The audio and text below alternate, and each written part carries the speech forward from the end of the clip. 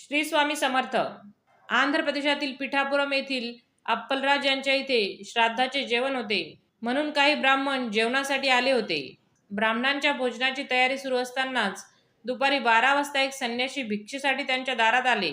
शास्त्रानुसार श्राद्धाचे अन्न दिल्याशिवाय अतिथीला भोजन घालणे निषिद्ध मानले जाते. परंतु दारात आलेल्या त्या दिव्य तेजाच्या अतिथीला रिकाम्या हाताने पाठवणे सुमती राणीला योग्य वाटले नाही. सुमती राणींनी अतिशय आदराने त्या संन्याशाला भिक्षा वाढली. त्या संन्याशाने प्रसन्न होऊन त्यांना आपले खरे रूप दाखवले. ते साक्षात दत्तगुरू होते. तेव्हा दत्तगुरू म्हणाले, माते वरदान माग. तसे अप्पलराज व सुमती राणीला 4 मुलं झाली होती, पण त्यातील 2 वारले.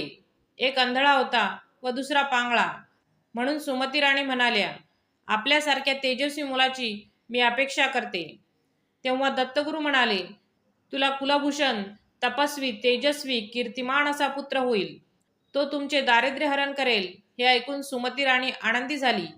पुढे भाद्रपद शुक्ल चतुर्थीच्या दिवशी सुमती राणीला एक तेजमय पुत्र प्राप्त झाला. त्याचे नाव श्रीपाद ठेवण्यात आले.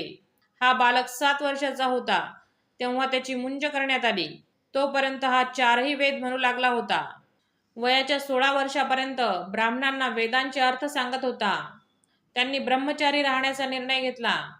ते मात्या पित्यांना म्हणाले, मला तीर्थाटन करायचे आहे. मी आईवडिलांप्रती असलेले सर्व कर्तव्य पार पाडेल. असे म्हणून त्यांनी त्यांची अमृतदृष्टी दोन्ही भावंडांवर टाकली आणि दोन्ही भावंडे सुदृढ झाली आणि त्यानंतर श्रीपाद श्रीवल्लभ तीर्थाटनासाठी निघाले. गुरुदेव दत्त.